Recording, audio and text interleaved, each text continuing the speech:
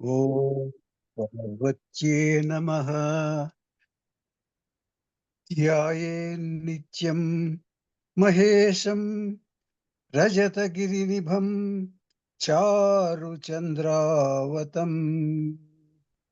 రత్నకల్పోజ్జ్వాలాంగం పరశు మృగవరాభీతిహస్తం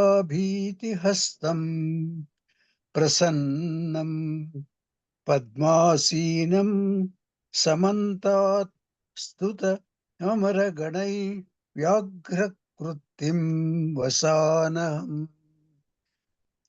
విశ్వాజ్యం విశ్వవంద్యం నిఖిల భయవారం పంచవక్త్రం త్రినేత్రం సేనానీరగ్నిభూ స్కందః తారకార్కుణప్రియః షాణ్మాతురో బాహులేయః కృత్తికా ప్రియపుత్రకః మయూరవాహనః శ్రీమాన్ కుమారః క్రౌంచదారణః విశాఖః పార్వతీపుత్రః సుబ్రహ్మణ్యో గృహస్తథా షోడశైతాని నామాని శృణుయాత్ శ్రావయేత్ సదా తస్య భక్తిశ్చ ముక్తిశ్చ కరస్తేనైవ సంశయః యోగీశ్వరో మహాసేనః కార్తికేయో అగ్నిననః స్కందః కుమారః సేనానీ స్వామి శంకర సంభవః గాంగేయస్తామ్రచూడశ్చ బ్రహ్మచారీ సిఖిధ్వజః తారకారిరుమాపుత్రః క్రౌంచారిశ్చ షడాననః ఓం కారం బిందు సంయుక్తం నిత్యం ధ్యాయంతి యోగినః కామదం మోక్షదం చైవ ఓంకారాయ నమో నమః. ఓం తత్సత్. ఓంకారం నుండి యోగా బాగుంది. కాడం మొదలు పెట్టే కన్నా ముందు ఆ ఈ వచ్చే నెల గురు పౌర్ణమ ఉంది కదా. మనము ఇదివరకు ఒకసారి గురు పౌర్ణమి రోజు అలా ఒకళ్ళు పాఠము ఒకటి అప్పచెప్పుకున్నాము.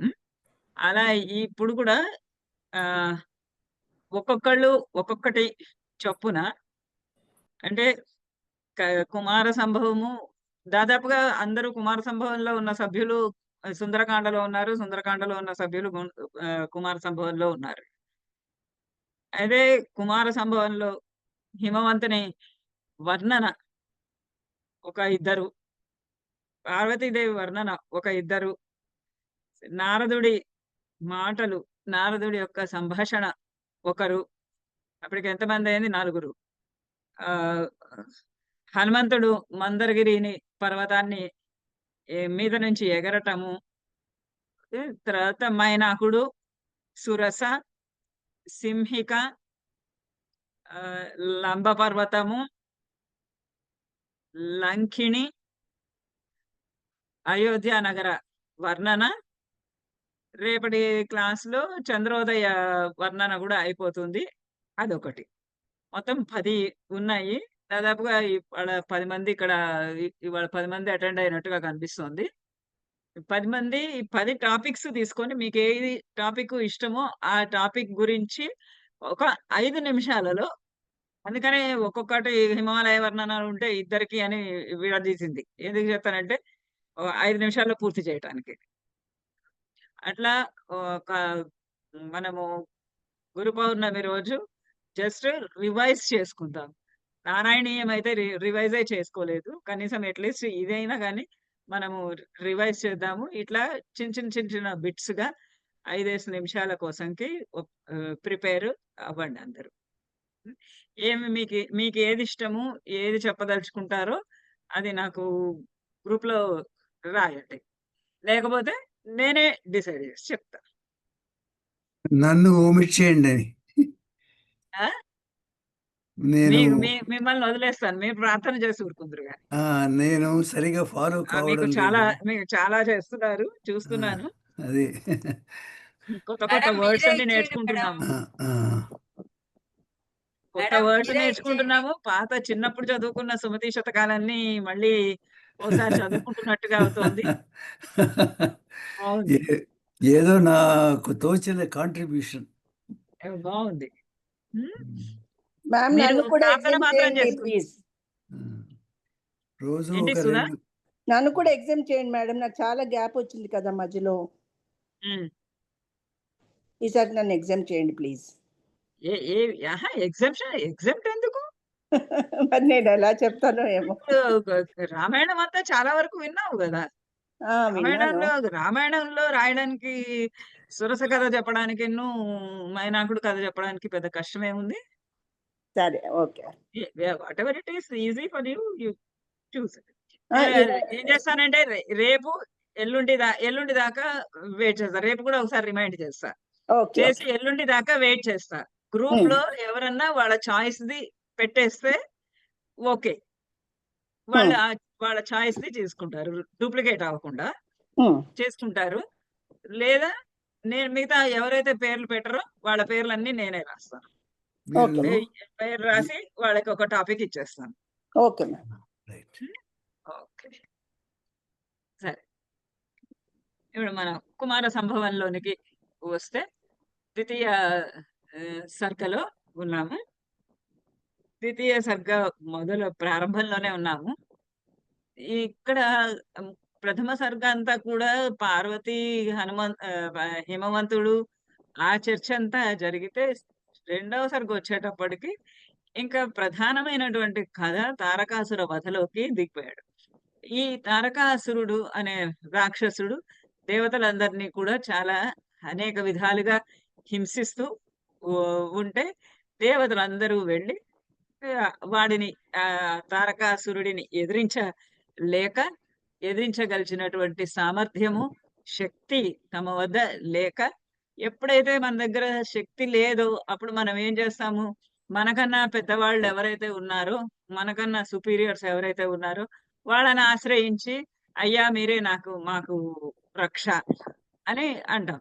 అలానే ఇక్కడ ఈ దేవతలు కూడా ఈ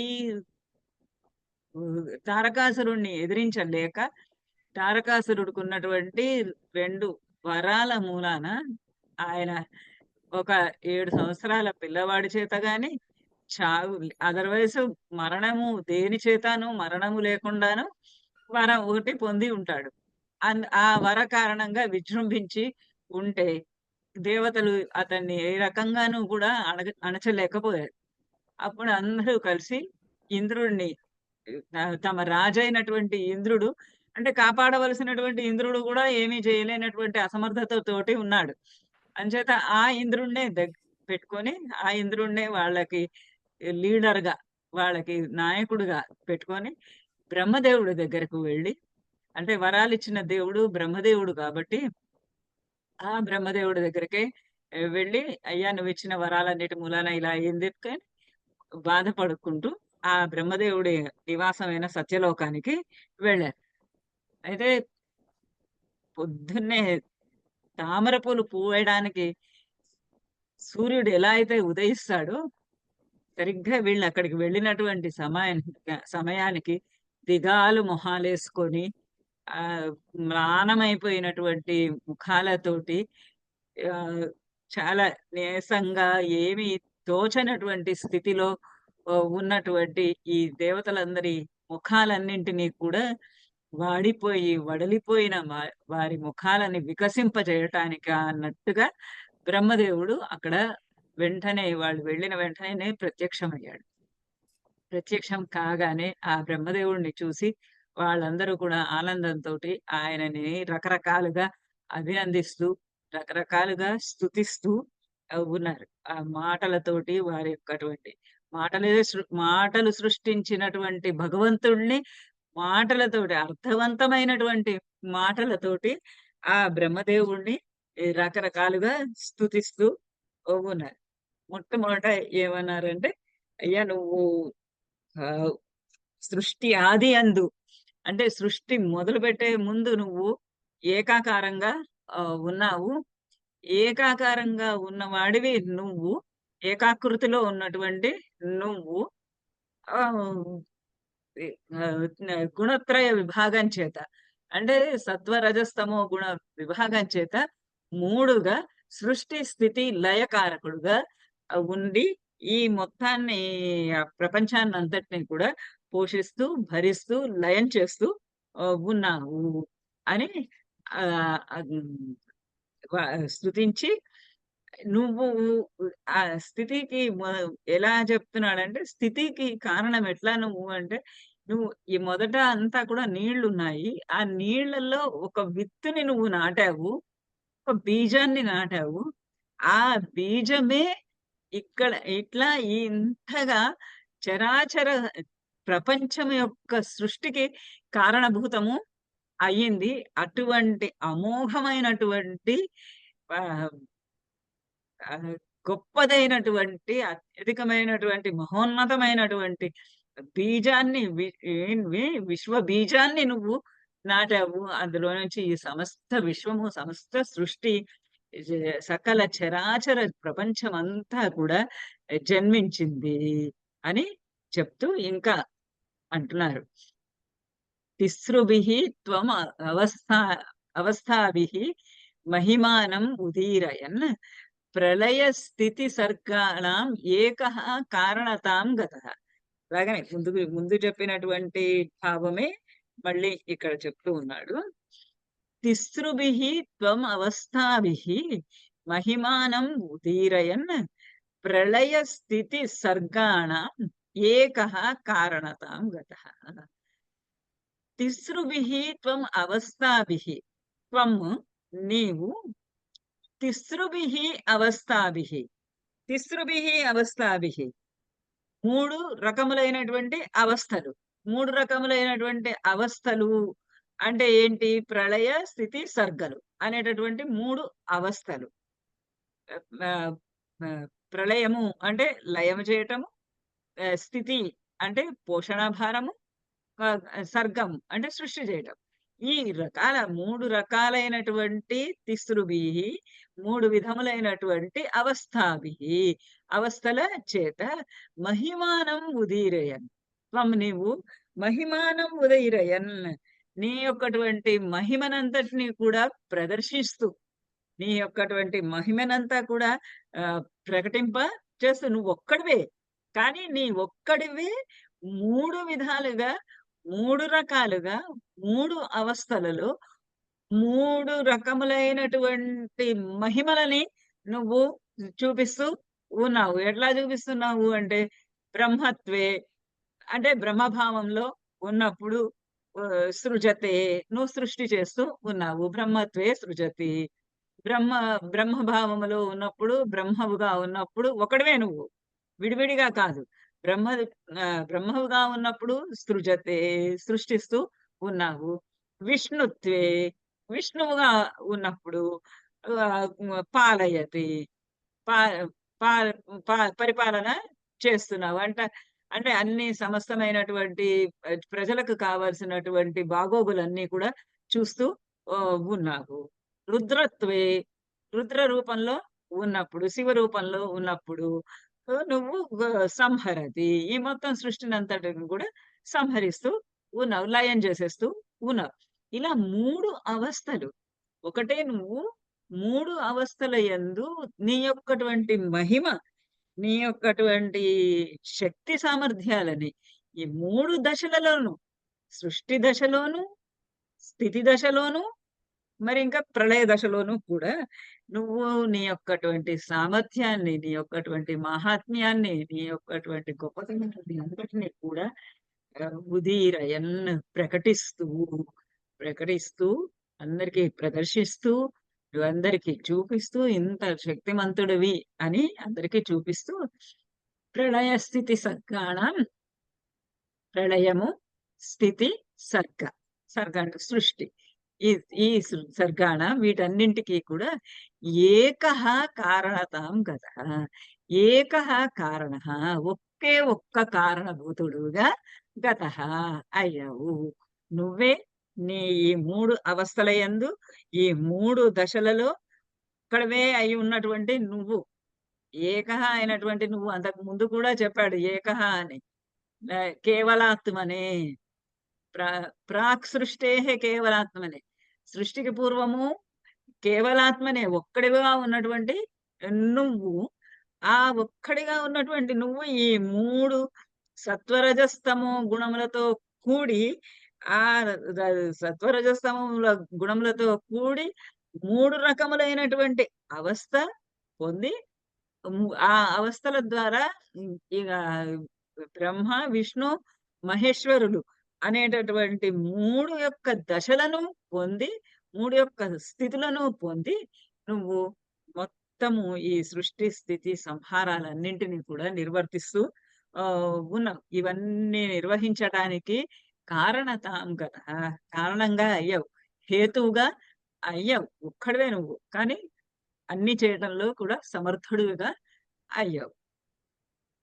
ఇక్కడ ఇట్లా చెప్పాడు, అక్కడ మనకి రఘువంశంలో విష్ణుమూర్తిని ప్రశంసిస్తూ ఉన్నప్పుడు కూడా ఇవే మాటలు మనకి అక్కడ కూడా చెప్పి ఉన్నాడు. మనం ఇంతకు ముందు క్లాస్ లో చదువుకున్నాం అవి. స్త్రీ పుంస, ఇక ఏకః అన్నదానికి మనకి పురాణాలలో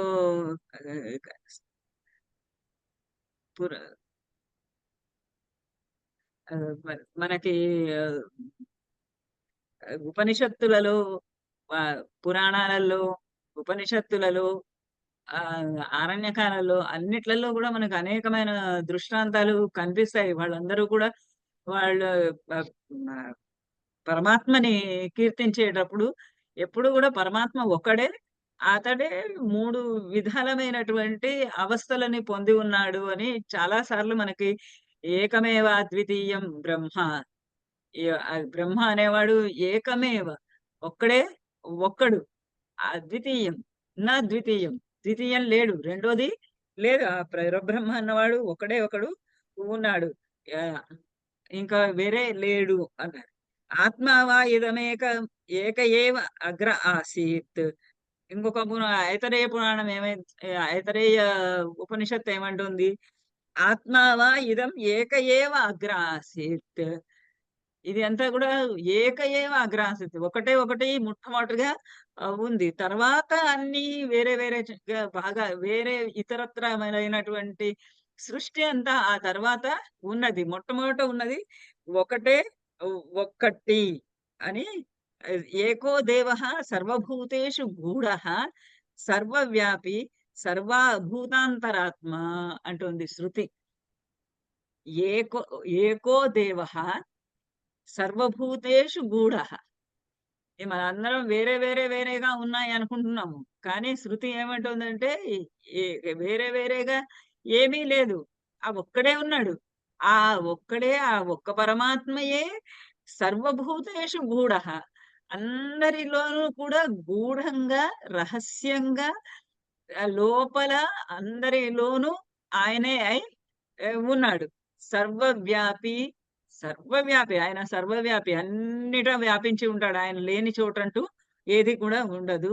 సర్వభూతాంతరాత్మ, అన్ని భూతముల యొక్క అంతరాత్మ ఆ భగవంతుడే, ఆ పరమాత్ముడే అయి ఉన్నాడు. ఆ పరబ్రహ్మము అతడు ఒక్కడే ఉన్నాడు. అతడే తన త్రివిధములైనటువంటి దశలలో 3 రకాలైనటువంటి సృష్టి కార్యాలను నిర్వహిస్తూ ఉన్నాడు అని పొగుడుతూ ఉన్నారు ఇక్కడ. మరి ఆ 3 దశలలో సృష్టి స్థితి సంహారాలు చేస్తున్నాడు. మరి ఈ సృష్టి చేస్తున్నాం అన్నాడు. ఆ సృష్టి చేస్తున్నప్పుడు మరి ఆ బ్రహ్మదేవుడు మనకు తెలుసు, చాలా వరకు చాలా మందిని బ్రహ్మదేవుడు తన మనస్సుతోటి సృష్టించాడు. సనక సనందాదులని మనస్సుతోటి సృష్టిస్తే వాళ్ళేమో సంసారాన్ని పట్ల ఆసక్తి లేక వాళ్ళు విష్ణుమూర్తిని సేవించుకుంటూ వెళ్ళిపోయారు. ఆ తర్వాత స్వయంభువ మనువు, శతరూప వీళ్ళందరినీ కూడా సృష్టి చేసి వాళ్ళందరినీ కూడా మీరందరూ కూడా ఇంకా విప సృష్టిని అంతటిని కూడా పెంచండి అని చెప్పి పంపించాడు. వాళ్ళని కూడా ఆయన మనస్సుతోటే సృష్టించాడు. నారదుండి మనస్సుతోటే సృష్టించాడు. ఇలా ఆయన చాలా మందిని మనస్సుతోటే సృష్టించాడు. కానీ కొంతమందిని కొన్ని సందర్భాల్లో ఆయనని స్త్రీ పురుష రూపంగా కూడా వర్ణిస్తాడు. స్త్రీ పురుష రూపంలోనే తానే 2 భాగాలుగా విడిపోయి, స్త్రీ పురుషులుగా విడిపోయి సృష్టి యొక్క కార్యాన్ని నిర్వహించారు అని కొన్ని పురాణాలలో, కొన్ని గ్రంథాల్లో చెప్పబడ్డాయి. అదే ఇక్కడ శ్లోకంలో చెప్తున్నారు. స్త్రీ పుంసత్వ భాగౌ తే భిన్నమూర్తేః శుశ్రూషయా ప్రసూతి భాజః సర్గస్య తావేవ పితరౌ స్మృతౌ. స్త్రీ పుంసౌ ఆత్మభాగౌ తే భిన్నమూర్తేః శుశ్రూషయా ప్రసూతి భాజః సర్గస్య తౌ ఏవ పితరౌ స్మృతౌ. ఇక్కడ స్త్రీ పుంసౌ, స్త్రీ మరియు పురుషుడు అంటే మనస్సుతోటి ఆయన ఒక పురుషులను మాత్రమే సృష్టిస్తూ ఉన్నాడు. ఇప్పుడు అలా కాదు, స్త్రీ పురుషులను ఇద్దరిని సృష్టించాలి. సృష్టిని పెంపొందించాలి అని అంటే సృష్టి కార్యాన్ని ఇంకా ప్రౌఢంగా చెయ్యాలి అని అంటే ఇద్దరు కావాలి, స్త్రీ పురుషులు ఇద్దరు కావాలి అని అనుకొని స్త్రీ పుంసౌ, స్త్రీ మరియు పురుషులను శుశ్రూషయ స్రష్టం ఇచ్చా శుశ్రూషయ అంటే పుట్టించాలి అనేటటువంటి కోరిక, సృజించాలి అనేటటువంటి కోరిక. స్త్రీలు మరియు పురుషులు అంటే భిన్న భిన్నమైనటువంటి వ్యక్తులను, స్త్రీలను పురుషులను వీళ్లను శుశ్రూషయ సృష్టించాలి అనేటటువంటి కోరికతోటి ఆత్మభాగౌ భిన్నమూర్తే తే నీవు ఆత్మభాగౌ భిన్నమూర్తే ఆత్మభాగం నీ యొక్కటువంటి ఆత్మని కూడా నీ యొక్క ఆత్మను, నీ యొక్కటువంటి శరీరాన్ని భిన్నమూర్తే 2 భాగాలుగా చేసేసుకున్నావు. స్త్రీ పురుషులుగా నీ స్త్రీ పురుషులను సృష్టించాలి అనేటటువంటి కోరికతోటి, అనే ఇచ్ఛతోటి, అనే వాంఛతోటి, స్త్రీ పురుషులను ఇద్దరిని సృష్టించాలనే వాంఛతోటి భిన్నమూర్తే ఆత్మభాగం 2 భాగాలుగా చేసుకున్నటువంటి నీ యొక్కటువంటి ఆత్మభాగము, నీ యొక్క శరీర భాగము, దేహం యొక్క భాగము ఏదైతే ఉందో అది ప్రసూతి భాజ సర్గస్య. అదేమైంది?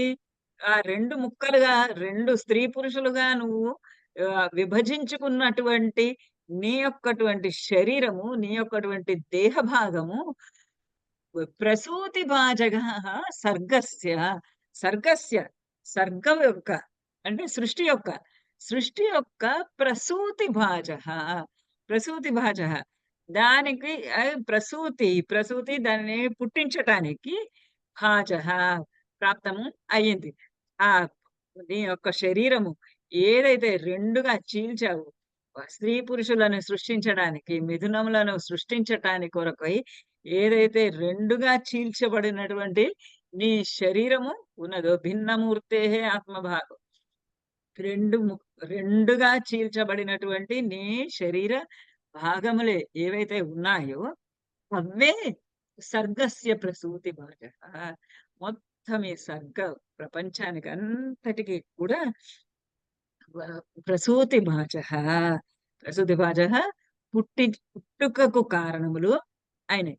పుట్టుక యందు పోయి మొత్తము విశ్వం యొక్క సృష్టి యొక్క కారణభూతములుగా అయినాయి. అందుచేత తౌ ఏవ ఆ రెండే నీ యొక్కటువంటి ఆ శరీర భాగములు రెండే పితరౌ స్మృతౌ ప్రి- పితరౌ పితరులుగా తల్లిదండ్రులుగా స్మృతౌ చెప్పబడ్డాయి. స్మృతి శాస్త్రాల్లో ధర్మశాస్త్రాలన్నింటిలో కూడా నీ ఆ యొక్కటువంటి శరీరమే నీ రెండు భాగాలుగా చీల్చబడినటువంటి నీ శరీరమే శరీర భాగమే మొత్తము సృష్టికంతటికి కూడా పుట్టుకకు కారణమై పుట్టుక యందు భాగము అయినవి భాగము పొందినవి అయి తల్లిదండ్రులుగా కీర్తింపబడుతూ ఉన్నాయి అన్నాడు.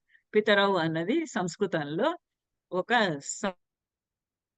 ఏకశేష ద్వంద్వ సమాసము అని ఒక ఒక చోట ఎక్కడన్నా కూడా స్త్రీ పురుషులకు మధ్య గనక భార్యాభర్త అనేటటువంటి ఒక సంబంధం ఉన్నట్లయితే అందులో పురుష శబ్దము పుల్లింగ శబ్దము ద్వివచనంలో మిగిలి ఉంటుంది. దానిని ఏకశేష ద్వంద్వం అంటారు.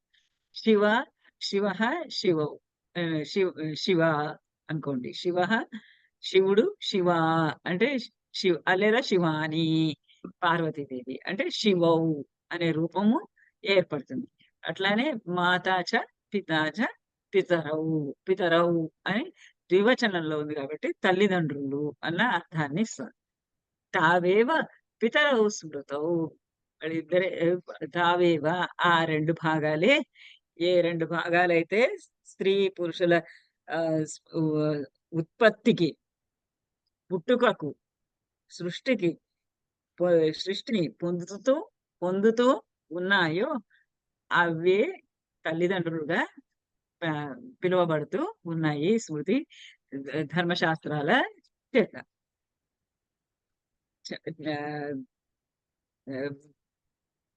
మనుస్మృతిలో ఇలా అంటున్నాడు.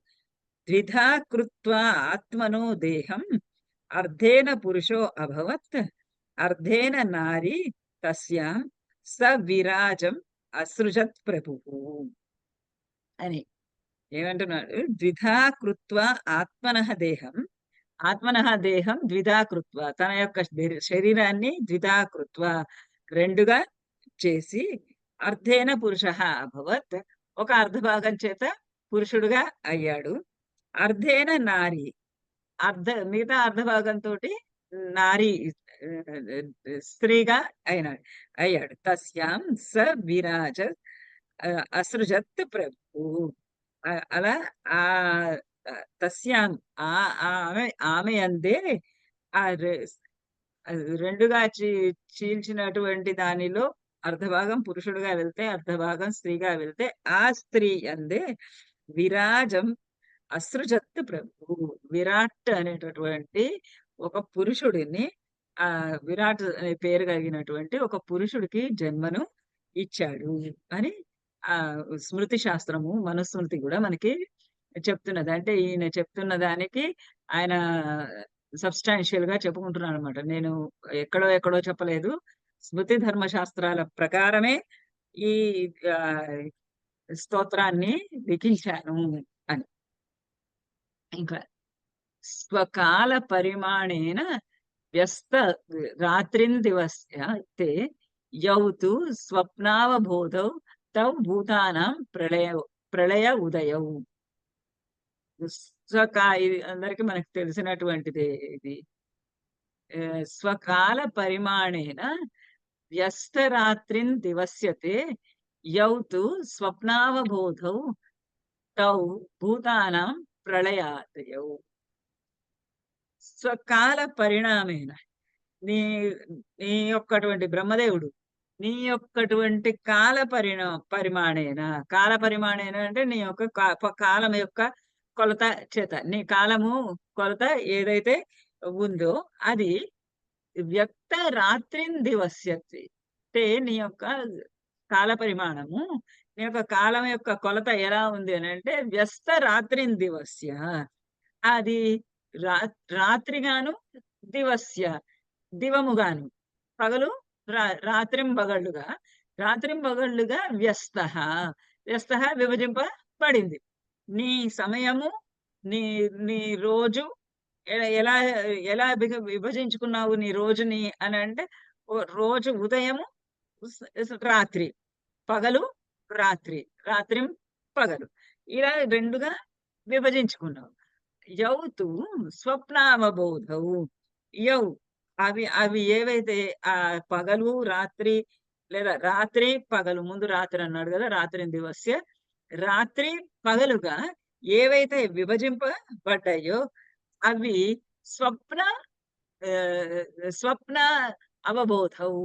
స్వప్న అవి స్వప్న నిద్రపోయేది. స్వప్నం అంటే కళ అని కాదు, నిద్ర.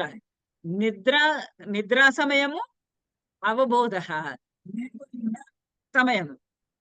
నువ్వు ఏదైతే నీ కాల పరిణామము, నీ కాలం యొక్క కొలత రాత్రి మరి పగలుగా ఉన్నదో, ఆ రాత్రి ఏమో స్వప్న కాలముగాను, దివ దివస దివసస్య దివస కాలమేమో అవబోధ కాలముగాను, అంటే మేలుకొని ఉన్నటువంటి కాలముగా అవుతూ ఉన్నాయి నీకు. నీ నీ కొలతకు నీ బ్రహ్మదేవుడా, నీ యొక్కటువంటి కాలము ఎంత ఉంది? మనకేమో అందరికీ యూనిఫామ్ గా 24 గంటలే ఉంటాయి. కానీ బ్రహ్మదేవుడికి 24 గంటలు కాదు, ఇంకా ఎక్కువ, చాలా గంటలు ఉన్నాయి. నీ యొక్క పరిణామం యొక్క, నీ కాలం యొక్క కొలత ఎలా ఉందంటే రాత్రి పగలుగా ఉంది. రాత్రి అంటే నిద్రపోయేటటువంటి సమయము, నిద్రా సమయము. దివము అని అంటే మేలుకొని ఉన్నటువంటి సమయం నీకు. ఇవి రెండు ఇలా ఉన్నాయి నీకు. కానీ తౌ అవే, ఆ రెండే, నీ నిద్ర అవబోధ కాలములే, నీ రాత్రి దివస కాలములే భూతానాం ప్రజలకు, భూతములకు, సర్వ సృష్టికి, సర్వ విశ్వమునకు, సకల జగత్తుకు ప్రళయ ఉదయం. ప్రళయము నిద్రపోయిన సమయమేమో ప్రళయము, మేల్కొని ఉన్న సమయమేమో ఉదయం. బ్రహ్మదేవుడికి యుగము ఒక ఒక ఒక యుగం కాదు, 4 యుగాలు ఒక పగలు అని చెప్తారు బ్రహ్మదేవుడికి. 4 యుగాలు అంటే ఏమేమిటి యుగాలు? కృతయుగం, త్రేతాయుగం, ద్వాపర యుగం, త్రేతాయుగము, ద్వాపర యుగము, ద్వాపర యుగం, కలియుగం. కలియుగం. ఈ 4 యుగములు. ఈ 4 యుగాలకి మధ్యలో మధ్యంతర యుగములు ఉంటాయి. అంటే ఒక యుగము మారిపోయి ఇంకొక యుగము రావడము, ఆ ట్రాన్సిషన్ టైం కూడా ఉంటుంది. అది అవంతా లెక్క చేసుకొని దాదాపు 4,32,కోట్ల సంవత్సరాల కాలము బ్రహ్మదేవుడి యొక్క కాలం. 4 యుగాలు అయిపోతాయి ఆయన పగలులో. ఆయన పగలులో 4 యుగాలు నడిచిపోతాయి. ఆ 4 యుగాలు అయిన తర్వాత ప్రళయం. ఆ ప్రళయం ఏంటి అంటే ఆయన ఇంకా అలసిపోయి 4 యుగాలు అయిన తర్వాత ఆయన నిద్రపోయేటటువంటి కాలం. 4,000 సంవత్సరాలు కృతయుగము. దానికి ఒక 800 సంవత్సరాలు కలుపుతారు. కలిపి అది 4,800 సంవత్సరాలుగా పరిగణిస్తారు. అక్కడ నుంచి 1/4, 1/4, 1/4, 1/4 తో భాగిస్తే, మల్టిప్లై చేస్తే మనకి మొత్తము బ్రహ్మదేవుడి యొక్క కాల పరిణామము వస్తుంది. ఆ కాల పరిణామము ఏంటి? ఆయన కాల పరిణామము రాత్రి పగలు. ఆ రాత్రి పగలు అంటే నిద్ర మేల్కోటాలు. ఆ నిద్ర మేల్కోటాలే ప్రజలందరికీ, మాకందరికీ, సృష్టి అంతటికీ కూడా ప్రళయ ఉదయాలు. ప్రళయము మళ్ళీ ఉదయం అంటే ఒకసారి అంతా నశించిపోయి మళ్ళీ అంతా కూడా పునఃసృష్టి జరుగుతుంది. ఇదంతా జరగడానికి 4 యుగాల కాలము, సమయము అవసరం. ఇంకా చెప్తున్నాడు ఏమని? జగద్యోని అయోని త్వం, జగదంతః నిరంతకః, జగదాది అనాది త్వం, జగదీశః నిరీశ్వరః. జగద్యోని అయోనిస్త్వం, జగదంతో నిరంతకః, జగదాదిరనాదిస్త్వం, జగదీశో నిరీశ్వరః. ఓ ప్రభువా, ఓ బ్రహ్మదేవుడా, త్వం నీవు జగత్ యోని, మొత్తము జగత్తుకే, చాలా సింపుల్ పోయం ఇది. మొత్తము జగత్తుకే, మొత్తం ప్రపంచానికే, సృష్టికే, విశ్వానికే యోనిహి, నువ్వు ఉత్పత్తికి కారణ భూతుడవు. మొదటే చెప్పాడు కదా, నువ్వు ఒక విత్తనాన్ని నాటావు, ఆ విత్తనమే ఇట్లా సృష్టి జరిగింది, ఆ విత్తనం ద్వారానే ఈ మొత్తము చరాచర ప్రపంచమంతా కూడా వచ్చింది అన్నాడు. అలా యోని అంటే, యోని అంటే ఉత్పత్తి యొక్క స్థానం. ఆ జగత్తు యోని, నువ్వు అలాంటి జగత్తు మొత్తము సృష్టికి, ప్రపంచానికి అంతటికి కూడా, విశ్వానంతటికి కూడా యోని స్థానంలో నువ్వున్న, ఉత్పత్తి స్థానంలో. కానీ అయోనిహిత్వం, నువ్వు ఎవరి నుండి పుట్టలేదు, నీ నుండి అన్ని పుట్టినాయి. నువ్వు జగత్ యోనివి అవటం చేత, నువ్వు జగానికి కారణము అవటం చేత, నీ నుండి సకల చరాచర జీవములు జన్మించినాయి. కానీ నువ్వు ఎవరి నుంచి జన్మించలేదు. నీ పుట్టుకకు ఎవరు కారణము లేదు. నువ్వు నీ అంతట నువ్వే జన్మించావు. నీ జన్మకు ఎవరు కారణము కాదు. అలాగే జగద్ అంతః నిరంతకః. జగత్ అంతః, మరి సృష్టి స్థితి లయకారకుల్లో అంతం చేసేవాడు కదా ఆయన. ఆయన నిద్రపోయాడు అని అంటే మొత్తము ప్రళయము సంభవిస్తుంది. అలా జగత్ అంతః, జగత్తునంతటిని కూడా నువ్వు అంతమొందించేటటువంటి వాడవు, విశ్వంనంతటిని కూడా లయం చేసే వాడవు. కానీ నువ్వు నిరంతకః, నువ్వు నిరంతకుడు. నిన్నెవ్వరు నశింప చేయలేరు. మొత్తము జగత్తునంతటిని కూడా నువ్వు సంహరింపగలవు, నశింప చేయగలవు, లయము చేయగలవు, మొత్తం లోక సంహారం అంతా నువ్వు చేయగలవు. కానీ నిరంతకః, నిన్నెవ్వరు కూడా సంహరించలేరు. నువ్వు నిరంతకుడు అంటే నువ్వు నిన్నెవరు నాశనము చెయ్యజాలరు. జగదాది అనాది త్వం, త్వం అంటే మళ్ళీ నువ్వే. జగదాది అనాది, జగత్ ఆది, నువ్వు జగత్తుకంతటికీ కూడా ఆదివి, ముందు. అక్కడ చెప్పాడు కదా ముందరే, ప్రాక్ సృష్టే కేవలాత్మ, సృష్టికి పూర్వము నువ్వు ఒక్కడివే ఉన్నావని. అలా జగదాది, జగత్తు మొత్తం ప్రపంచానికి ఆది నువ్వై ఉన్నావు. ఆది నువ్వైనా ఉన్నావు. అనాదిత్వం, నీకు మొదలేది లేదు. నువ్వు లోకానికంతటికీ మొదటి వాడివి నువ్వైతే, నీకు మొదలంటూ ఏది లేదు. మొట్టమొదటి వాడివి నువ్వే, నీ నుండే అన్ని జన్మించి ఉన్నాయి. నువ్వే అన్నిటికీ కారణ భూతాడు. లోకంలో నువ్వే మొట్టమొదటి వాడవు. నీకన్నా పూర్వము ఎవ్వరు లేరు. నువ్వే మొట్టమొదటి వాడవు. అనాది, నీకన్నా పూర్వము, నీకన్నా ముందున్నవాడు ఎవ్వడు లేడు. నీ నుండే అన్ని మొదలు అయినయి. జగదీశ నిరీశ్వర, నువ్వు జగదీశుడవు. జగదీశుడు అంటే మొత్తము ప్రపంచానికే నువ్వు ఈశుడవు, ప్రభువు. అన్ని లక్షణములు కలిగినటువంటి ప్రభువు, కావలసినటువంటి లక్షణములు కలిగినటువంటివన్నీ కూడా నీ యందు ఉన్నాయి. మొత్తము ప్రపంచానికి అంతటికీ నువ్వే, విశ్వానికి అంతటికీ కూడా నువ్వే ఈశుడవు, నువ్వే ప్రభువు. కానీ నిరీశ్వర, నీకెవరు ఈశ్వరుడు లేడు. అంటే నువ్వు ఎవరినైనా శాసించగలవు, ఎందుకంటే నువ్వు ప్రభువు కాబట్టి, ఈశుడవు కాబట్టి, నువ్వు రాజువు కాబట్టి, నువ్వు ప్రభువు కాబట్టి నువ్వు అందరినీ శాసించగలవు. కానీ నిరీశ్వర, నిన్ను శాసించు వారెవరు లేరు. నీకు ప్రభువెవడు లేడు, నువ్వే అందరికీ ప్రభువు. నీకెవరు ప్రభువులు లేరు అంటారు. ఇంకా ఆత్మ ఎందుచేత లేడు దానికి కూడా కారణం చెప్తూ ఆ, ఉన్నాడు.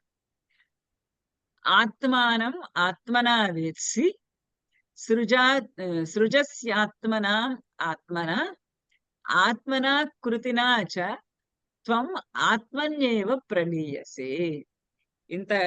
ఇంతటువంటి శక్తి సామర్థ్యాలు ఎవరికి ఉంటాయి? ఎవరికి ఇట్లాంటి సామర్థ్యములు ఉండవు. ఆద్యంతరహితమైనటువంటి మహత్తత్వము కలిగినటువంటి ఆ పరబ్రహ్మ స్వరూపమైనటువంటి ఆ అజుడైనటువంటి అనాది అయినటువంటి బ్రహ్మకు ఎట్లా మరి అతను చేసుకుంటున్నాడు? ఈ సృష్టినంతా ఎలా చేస్తున్నాడు? తనను తాను ఎలా సృష్టించుకుంటున్నాడు అంటే ఆత్మానం ఆత్మనా వేసి సృజస్యాత్మన ఆత్మానం ఆత్మన ఆత్మనా కృతినా చ ఆత్మన్యేవ ప్రలీయసి. ఆత్మానం ఆత్మనా వేసి మనమందరం అయితే ఏం చేయాలి? ఆత్మ ఎక్కడ ఉంది? ఎవరి దగ్గర ఉంది ఆత్మ? నా ఆత్మ వాళ్ళింట్లో దొరుకుతుందా? వీళ్ళింట్లో దొరుకుతుందా? అని వెతుక్కోవటం. నా ఆత్మ ఏమన్నా లేకపోతే బీరువాలో పెట్టుంచానా?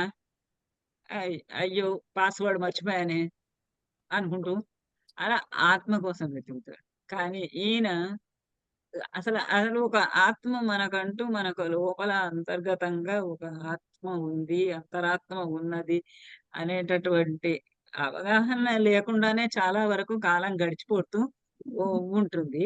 ఆలోచన వచ్చినప్పుడు కొంచెం సేపు ప్రయత్నం చేస్తాము. ప్రయత్నం చేసి మళ్ళీ వదిలేస్తాం. కానీ ఇక్కడ ఈ బ్రహ్మదేవుడు అలా లేడు. ఈ మనందరిలాగా మనం ఏ విధంగా అయితే సృష్టి మొదలెక్కడయ్యింది, అంతం ఎక్కడయ్యింది, లయం ఎక్కడ అవుతున్నది అని ఇవన్నీ తెలుసుకోవడానికి మనం చాలా ప్రయత్నాలు చెయ్యాలి. కానీ బ్రహ్మదేవుడికి అటువంటి ప్రయత్నం చేయవలసినటువంటి అవసరమే లేదు. ఎందుచేతనంటే ఆత్మానం ఆత్మనా వేసి ఆత్మానం ఆయన ఆ భగవంతుడు ఆ బ్రహ్మదేవుడు ఆత్మానం తనను తాను ఆత్మనా వేసి తన చేతనే తాను తెలుసుకుంటూ ఉంటాడు. ఆ ఎందుకంటే ఆయన పరబ్రహ్మ. ఆయన ఆయన నుండే అన్ని పుడతాయి గాని ఆయన అనాది అయినటువంటి వాడు. జగత్తు యోని ఆయన. ఇంకా అటువంటి వాడు ఎవరి చేత పుట్టింపబడని వాడు. ఎవరి చేత పుట్టింపబడని వాడు కాబట్టి ఆత్మానం ఆత్మనా వేసి ఆత్మానం తన్ను తాను ఆత్మనా తన చేతనే తన ఆత్మ చేతనే వేసి తెలుసుకొనుచున్నాడు. నిన్ను నువ్వే తెలుసుకుంటూ ఉన్నావు. నీకు ఇంకొకళ్ళు ఎవరో వచ్చి నువ్వు బ్రహ్మదేవుడివి, నువ్వు కేవలాత్ముడిగా ఉన్నావు అని నీకెవరు చెప్పక్కర్లేదు. నువ్వు already you know your self. ఆత్మానం ఆత్మనా వేసి తర్వాత సృజస్యాత్మానం ఆత్మన ముందు ముందు ప్రాక్ సృష్టే కేవలాత్మన. మొత్తట సృష్టికి నువ్వు ఆదిలో నువ్వు ఒక్కడివే ఉన్నావు. నువ్వు ఒక్కడివే ఉన్నావు, నేను ఒక్కడనే ఉన్నాను అని తెలుసుకున్నావు. నేను ఒక్కడనే ఉన్నాను అని తెలుసుకొని సృష్టి చెయ్యాలి అనుకొని సత్వరజస్తము గుణ భేదములు 3 భేదాలను సృష్టించుకొని ఆ భేదాల వల్ల త్రిగుణముల వల్ల త్రిస్థాయి అవస్థల ద్వారా సృష్టిని సృష్టించావు. ఇదంతా నువ్వు తర్వాత చేసినవి. మొట్టమొదటగా ఆత్మానం ఆత్మనా వేసి నువ్వు ఒక్కడివే ఉన్నావు అని తెలుసుకున్నావు. ఆ తరువాత సృజసి ఆత్మానం ఆత్మన ఆత్మానం నిన్ను నువ్వు ఆత్మనా సృజసి నీ చేతనే నువ్వు సృష్టించుకుంటూ ఉన్నావు. నీ చేతనే నువ్వు స్త్రీ పుంసయోర్ ఆత్మభాగే ఏమన్నాడు? ఆత్మభాగే భిన్నమూర్తే. నిన్ను నువ్వే తెలుసుకున్నావు, నిన్ను నువ్వే సృష్టించుకున్నావు. నీలో నుంచి నిన్నే స్త్రీగాను పురుషుడుగాను కూడా సృష్టించుకున్నావు. ఆ విధంగా సృజసి సృజసి ఆత్మానం ఆత్మన. ఆత్మానం నిన్ను నీవు ఆత్మన నీ చేతనే నీవు సృజసి సృష్టించుకుంటూ ఉన్నావు. ఇంకా ఆత్మనా కృతినా చ త్వం ఆత్మన్యేవ ప్రలీయసే. త్వం నువ్వు, అదొక్కటే కాదు, నిన్ను నువ్వు తెలుసుకోవడమే కాదు, నిన్ను నువ్వు సృష్టించుకోవటమే కాదు, ఆత్మన కృతిన, ఆత్మన నీ యొక్కటువంటి కృతిన, కృతిత్వము చేత, ధన్యత్వము చేత, నీ యొక్కటువంటి పుణ్యము చేత, సామర్థ్యము చేత, నీ యొక్కటువంటి ప్రశస్తమైనటువంటి మహాత్మ్యము చేత. ఎందుకంటే అన్నీ నువ్వే చేసుకోగలిసినటువంటి వాడు. అలాంటి నువ్వు కృతిన, ఆ ధన్యత్వము చేత, ఆ సామర్థ్యము చేత ఆత్మని ఏవ ప్రలీయసే, ఆత్మని ఏవ నీ యందు నువ్వే ప్రలీయసే లయమవుతూ ఉన్నావు. నీ అంతటా నువ్వే నీకున్నటువంటి సామర్థ్యము చేత, నీకున్నటువంటి ధన్యత్వము చేత, నీకున్నటువంటి చేత నీలో నువ్వే ప్రలీయసే, నీలో నువ్వే లయమైపోతూ ఉన్నావు. ఇంతకు ముందు శ్లోకంలో ఏం చెప్పాడు? నువ్వే అన్ని భాగాలుగా అయిపోతూ ఉన్నాడు అన్నాడు. సృష్టి స్థితి లయము అయిపోతున్నావు అన్నాడు. ఇప్పుడు ఏమంటున్నాడు? సృష్టి స్థితి లయములన్నీ కూడా నువ్వే చేసేసుకుంటున్నావు అంట. ముందేమో విడిపోతున్నాడు, ఇప్పుడేమో అన్ని మళ్ళీ రివర్స్ కి వెళ్ళిపోతూ ఉన్నాడు. ఎట్లా? నిద్ర అవబోధాల కారణంగా, ఆయనకు ఉన్నటువంటి శక్తి సామర్థ్యాల కారణంగా ఆయన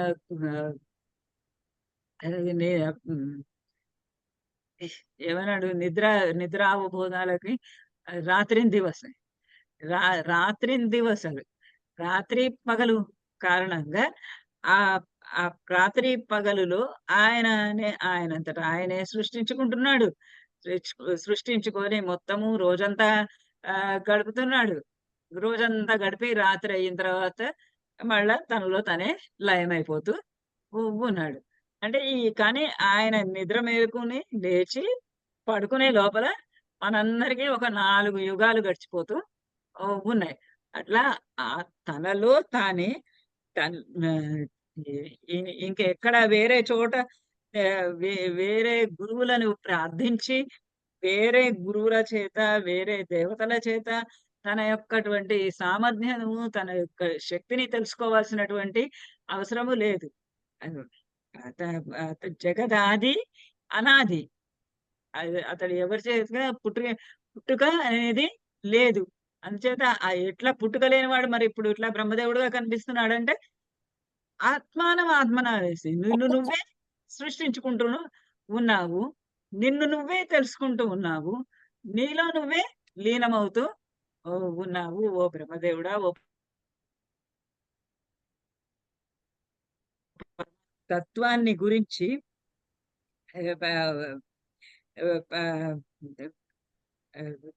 గురించి వర్ణిస్తున్నాడు. అంటే ఈ బ్రహ్మదేవుని యొక్క ఈ తత్వము ఆత్మానమాత్మన వేసి సృజస్యాత్మానం ఆత్మనా కృతినా చ త్వం ఆత్మన్యేవ ప్రలీయసే అనేటటువంటి బ్రహ్మ తత్వం ఏదైతే ఉందో అది మనస్సుకి అందేది కాదు. పూజా పాఠంలో కూడా చెప్తాం కదా, మనస అప్రాప్య మనస అని. మనస్సుతో అక్కడ దాకా పెడతాం, కానీ అక్కడ ఏం కనపడదు మనకి. వెనక్కి తిరిగేసి వచ్చేస్తాం.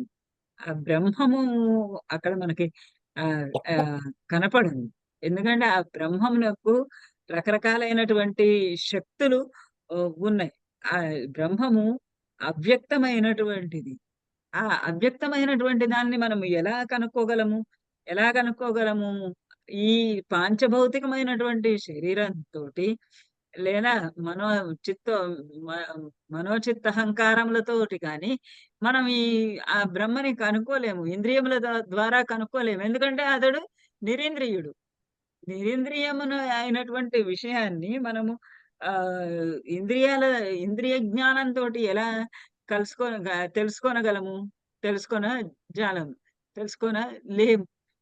ఎప్పుడు తెలుసుకోగలము? ఎట్లా తెలుసుకోనగలము అంటే, మనం గూడా ఆత్మన ఏది వేసి మనం గూడా మనల్ని మనం తెలుసుకొనగలిగితే, మనల్ని మనము సృష్టించుకోగలిగితే, మనలో మనము లయము కాగలిగితే, అప్పుడు పరమాత్మ యొక్క స్వరూపాన్ని దర్శించగలం. పరమాత్మ స్వరూపాన్ని దర్శించలేమప్పుడు. పరమాత్మలోనే లీనమైపోతాం. పరమాత్మయే అయిపోతాం. అలా ఈయనకి ఇంత శక్తి సామర్థ్యాలు కలిగినటువంటి పరబ్రహ్మ స్వరూపమైనటువంటి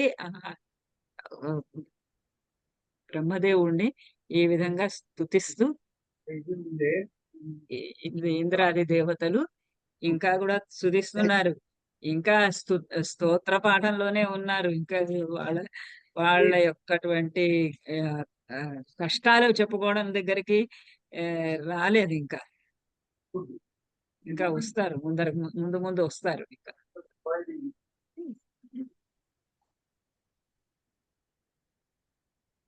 సో ఇవాళకి ఇది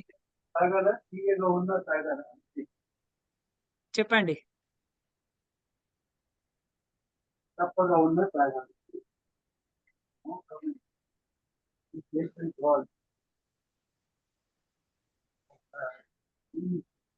తాగి కండిషన్ బట్టి ఉంటుంది.